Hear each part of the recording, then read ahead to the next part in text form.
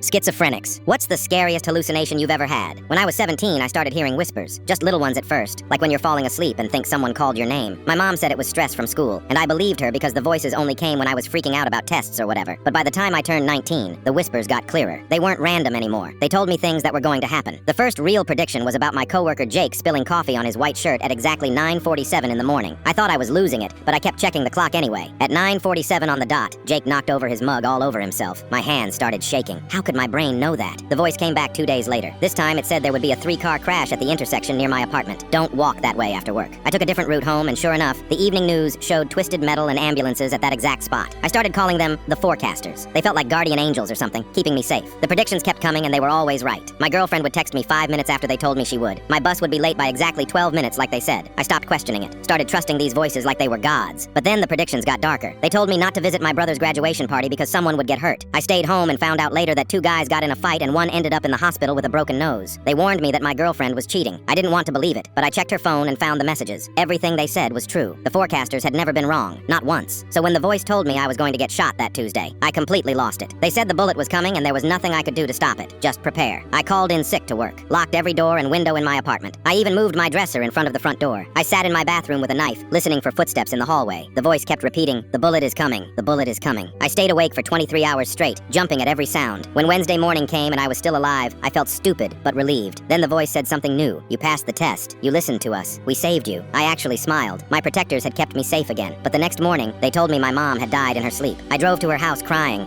already planning the funeral in my head. She answered the door in her bathrobe, confused why I was there so early. That's when it hit me. The voices had been wrong. I started thinking about all the other predictions. Did Jake really spill coffee because I expected it? Did I avoid the car crash by pure luck? Had my girlfriend been cheating before the voices told me, and I just finally looked for proof? I couldn't tell what was real anymore. Which events actually happened and which ones I caused by believing the voices. Then I started seeing the forecasters. They weren't just voices now. They appeared in mirrors and window reflections. Tall people in old-fashioned black clothes with eyes like empty holes. They would smile and wave when they saw me looking. They told me to quit my job because my boss was planning to fire me anyway. They said my sister was going to get in a car accident unless I warned her. They predicted my apartment would catch fire. None of it happened, but they kept talking, kept appearing. The black-eyed people followed me everywhere now, always whispering new warnings and predictions that never came true. One morning they surrounded me in the bathroom mirror, all of them talking at once, their voices layering over each other until it was just noise. Then they all went quiet, except for one. She stepped forward and her voice was crystal clear. "Jump off the bridge on Elm Street. It's the only way to save your sister from the car accident. You have to die so she can live." I believed them. I had always believed them. I drove to the bridge and climbed over the railing. Cars were honking below me. The black-eyed woman in the reflection of a car window was nodding, smiling. That's when this random guy grabbed my arm and pulled me back over. Some stranger who happened to be jogging by. The forecasters all vanished at once, just gone. I ended up in the hospital that day. The doctors told me I had schizophrenia,